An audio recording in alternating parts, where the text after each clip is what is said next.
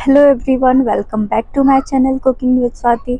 तो आज मैं आप सभी के साथ शेयर कर रही हूँ होली स्पेशल स्नैक्स की रेसिपी, जो कम समय में बहुत अच्छे से और कई तरह के डिज़ाइन बना सकते हैं। और अच्छी बात यह है कि आप इसे होली से पहले बना सकते हैं और इसे स्टोर करके भी रख सकते हैं।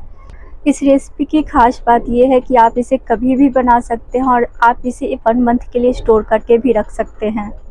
आप इसे स्नैक्स के रूप में, टी टाइम स्नैक्स के रूप में खा सकते हैं, और छोटी-छोटी भूख हो तब भी आप इस रेसिपी को बना कर के स्टोर करें और छोटी-छोटी भूख में खाएँ। बहुत कम इंग्रेडिएंट से कम समय में, कम मेहनत में आप अच्छी रेसिपी बना सकते हैं, स्नैक्स की रेसिपी, जिसे आप बहुत टाइम तक स्टोर करके रख सकते हैं। इसे बनाना बहुत आसान है, तो चलिए इस रेसिपी को देख लेते हैं। तो खस्ता नमकीन बनाने के लिए सबसे पहले मैं यहाँ पे 2 कप मैदा को अच्छे से छान ले रही हूँ, और इसमें से कुछ भी नहीं निकला, लेकिन एक बार ज़रूरी से आप छान लें ताकि जो भी एक्स्ट्रा कुछ हो तो वो निकल जाएगा। तो मैदा को मैंने अच्छे से छान लिया है। अब हमें इसमें कुछ इंग्रेडिएंट्स डालने हैं। तो मैंने यहाँ पे 1 चम्मच अजवाइन लिया है और इसे हाथों पे क्रश करके अच्छे से, और इसके बाद डाल दिया है। उसके बाद मैंने यहाँ पे कलौंजी लिया है, जिसे काले मंगल कहते हैं।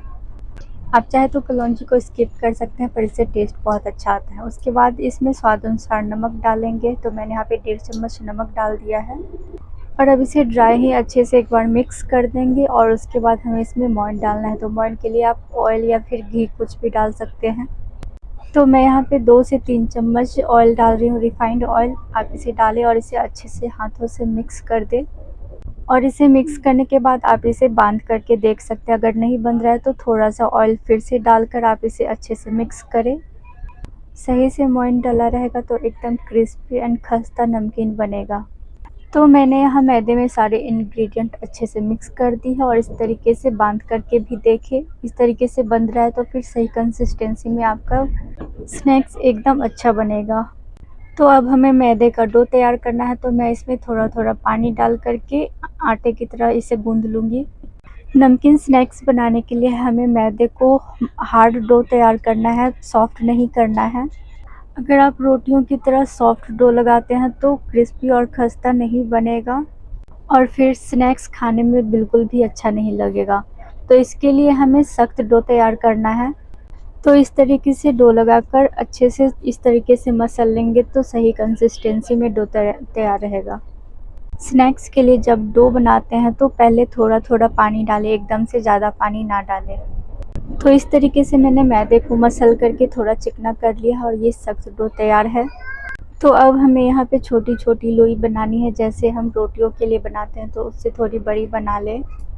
इस तरीके से चिकना करते हुए आटे के पेड़े बना लें। हालाँकि ज़्यादा चिकना नहीं होंगे, पर इसे बेलने के वक़्त ये एकदम चिकना हो जाएगा। तो अब हमें इसे बेलने के लिए एक रोलर पिन लेना है, और इस तरीके से हाथों से थोड़ा फैला देंगे ताकि बेलने में आसानी हो, और इसे हल्के हाथों से अच्छे से बेलें। इसे बेलने में थोड़ा टाइम लगेगा, तो आप इसे आराम से बेलें, और इसे रोटी की तरह पतला हमें बेलना है। तो इस तरीके से आप पतला बेलें, डज़न्ट मैटर वो कितना बड़ा हो रहा है। तो मैंने यहाँ पे इसे पतला बेल लिया है, और अब हमें इसकी कटिंग करनी है। तो आप जिस शेप में चाहते हैं उस शेप में आप कटिंग कर सकते हैं, जिस डिज़ाइन से आप चाहते हैं। तो मैं यहाँ पे एक चाकू से काट रही हूँ। अगर आपके पास पिज़्ज़ा कटर है तो आप उससे भी काट सकते हैं। तो मैं यहाँ पे सबसे पहले चारों किनारों को निकाल दे रही हूँ। मैंने यहाँ पे चारों साइड्स के किनारे हटा दिए हैं, आप चाहे तो इसी में रहने दें, और इस तरीके से पतले-पतले लाइन कट करें। इस तरीके से एक साइड से आप लंबा कटिंग कर लें, और उसके बाद हम इस तरीके से दूसरी तरफ से कट करेंगे। तो आप चाहे तो फिर इस तरीके से लंबा कट करेंगे तो चौकोर शेप में होगा, और या फिर इस तरीके से थोड़ा तिरछा कट करेंगे तो थोड़ा तिरछा डिज़ाइन बनेगा। तो इस तरीके से आप कटिंग करते हैं तो बर्फ़ी के शेप में आपका डिज़ाइन बन कर के तैयार होगा। तो मैंने यहाँ पे सारी कटिंग कर लिए हैं, और इस तरीके से आप चाकू से आप इसे निकाल लें। ये इजीली निकल जाएगा और एक दूसरे से चिपकेगा भी नहीं। तो इस तरीके से आप एक प्लेट में निकाल कर रख लें, और इसे आप अलग-अलग हटा कर रखें। इस तरीके से प्लेट में रखने के बाद आप एक दूसरे से हटा दें, इस तरीके से फैला दें ताकि वो एक के ऊपर एक रहेगा तो चिपकेगा नहीं।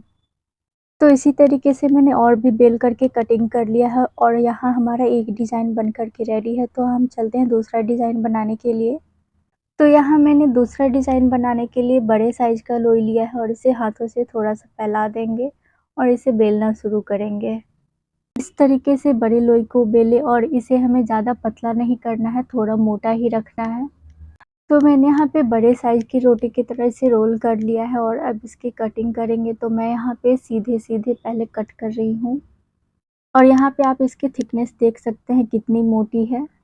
इसकी थिकनेस आपको हाफ इंच से थोड़ा-सा कम रखना है और अब इसकी कटिंग करते हैं। तो मैं यहाँ पहले सीधा-सीधा लाइन कर रही हूँ और उसके बाद इसकी हम बड़ी शेप में कट करेंगे। तो जैसे पहले छोटे शेप में कटिंग किया था, अभी मैं यहाँ पे बड़े शेप में कटिंग कर रही हूँ। आप चाहे तो इससे भी बड़े शेप में कटिंग कर सकते हैं। मैं यहाँ पे इतने बड़े शेप में कटिंग कर रही हूँ, 2 इंच के करीब। और कटिंग करने के बाद आप इसे निकाल सकते हैं और ये ईज़िली निकल जाएगा। तो इस तरीके से आप करके निकाल दें। तो अब मैंने यहाँ पे इसकी कटिंग कर ली है और इस तरीके से मैंने निकाल दिया और इसे एक प्लेट में रखकर इसे भी एक-एक टुकड़े को अलग कर देंगे ताकि एक दूसरे से चिपके नहीं रहेगा। तो यहाँ मैंने इस तरीके से एक-एक टुकड़े को अलग-अलग कर दिया है। तो यहाँ हमारा दूसरा डिज़ाइन भी बन कर के रेडी है। तो अब चलते हैं थर्ड शेप बनाने के प्रोसेस में। तो मैंने यहाँ पे एक छोटा-सा लोई लिया है और इसे एक पूरी की तरह रोल कर लेंगे और इसे आपको बहुत पतला बेलना है, मोटा बिल्कुल भी नहीं बेलना, आपको रोटी से भी बहुत पतला बेलना है। तो इस तरीके से पतला बेलने के बाद आप इसे फ़ोल्ड करेंगे और फिर से एक डबल फ़ोल्ड करेंगे और इसे फ़ोल्ड करने के बाद हम इसे फिर से रोल करेंगे।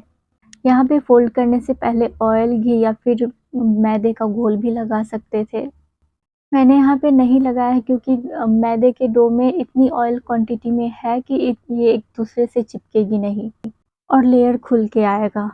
तो मैंने यहाँ पे ऑयल गर्म होने के लिए रख दिया था और इस तरीके से आप डाल कर के चेक कर लें ऑयल सही गर्म हो गया है तो आप इसमें स्नैक्स को डालें तलने के लिए और इस तरीके से आपको हाई टू मीडियम फ्लेम पे इसे तलना है क्रिस्पी करके।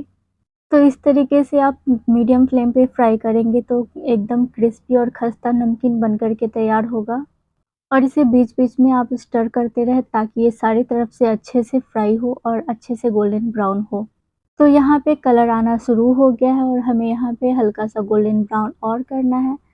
तो हम बहुत ज़्यादा गोल्डन ब्राउन नहीं करेंगे, नहीं तो ये जला हुआ लगेगा।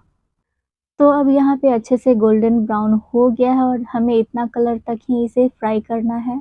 और अब हम इसे एक प्लेट में निकाल देते हैं सारे नमकीन को क्योंकि इसे निकालने के बाद भी इसकी कुकिंग प्रोसेस होती रहती है, इसलिए ज़्यादा ब्राउन नहीं करेंगे। और अब हम चलते हैं दूसरे नमकीन को फ्राई करने के लिए। तो हमने जो बड़े शेप में कटिंग किया था उसे हम फ्राई कर लेते हैं सेम। उसी तरीके से हम इसे भी फ्राई कर लेंगे और इसे भी स्टर करते रहेंगे ताकि एक तरफ से ज़्यादा ओवर कुक ना हो और एक तरफ से कच्चा ना रह जाए।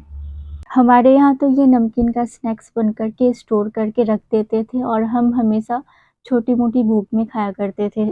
इवनिंग के टाइम पे स्नैक्स की तरह भी खा सकते हैं और चाय के साथ भी एन्जॉय कर सकते हैं। तो यहाँ पे दूसरे डिज़ाइन का नमकीन भी बन कर के रेडी है और यहाँ पे अच्छे से ब्राउन कलर आ गया है और अब हम इसे निकाल देते हैं। मार्केट में तो यही नमकीन बहुत बड़े-बड़े शेप में बन कर के रहता है और मैंने यहाँ पे छोटे-छोटे शेप में कटिंग किया है। आप चाहे जितनी भी बड़ी शेप में बनाना चाहते हैं उतनी बड़ी शेप में आप कटिंग कर सकते हैं।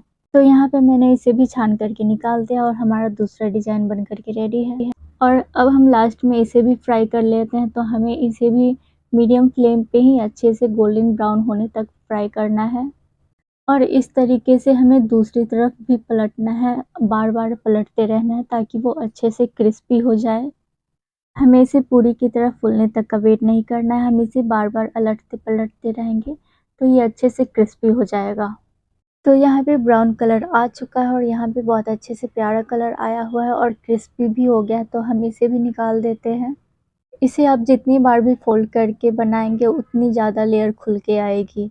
तो इस तरीके से मैंने सारे नमकीन स्नैक्स को छान कर के रेडी कर लिया है और इसे आप किसी भी टाइम पे एन्जॉय करें और मैं यहाँ पे आपको तोड़ कर के भी दिखा रही हूँ, एकदम क्रिस्पी बना हुआ है। बहुत ही ज़्यादा क्रिस्पी है और बहुत ज़्यादा हार्ड भी नहीं है और इस तरीके से नमकीन नमक पारे बन कर के रेडी है। और इसकी मैंने बहुत ज़्यादा लेयर नहीं करी थी तो ये बहुत ज़्यादा लेयर नहीं खुल के आया है। तो यहाँ पे हमारा एकदम खस्ता और क्रिस्पी नमकीन बन कर के रेडी है। आप सभी एन्जॉय करें और इसे स्टोर करें और ये ठंडा होने के बाद और भी ज़्यादा क्रिस्पी हो जाता है। तो आप जब भी इसे स्टोर करके रखना चाहते हैं तो आप इसे हमेशा एयर टाइट कंटेनर में स्टोर करके रखें और स्टोर करने से पहले आप इसे पूरी तरीके से ठंडा होने दें। अच्छी तरीके से ठंडा होने के बाद ही आप इसे एयर टाइट कंटेनर में स्टोर करके रखें। अगर आप इसे गर्म ही स्टोर करके रखते हैं तो इसमें नमी रह जाती है और फिर ये क्रिस्पनेस नहीं रहता है। तो आज का हमारा ये सबसे इजी और सबसे टेस्टी होली की रेसिपी कैसी लगी? आप इसे होली पे या फिर कभी भी बना करके तैयार करके स्टोर करके रख सकते हैं। रेसिपी अच्छी लगी तो प्लीज़ वीडियो को लाइक करें, कमेंट में फीडबैक शेयर करें और फैमिली और फ्रेंड्स के साथ भी शेयर करें। और भी ऐसी रेसिपीज़ के लिए मेरे चैनल को सब्सक्राइब करें और साथ ही बेल आइकन को ऑन कर लें। मेरे चैनल पे होली स्पेशल और भी रेसिपी अपलोड है, आप उसे भी ज़रूर देखें और एंजॉय करें। तो मिलते हैं नेक्स्ट वीडियो में नई रेसिपी के साथ, तब तक के लिए एंजॉय करें। Happy Holi, be safe Holi and thanks for watching. Happy colourful Holi.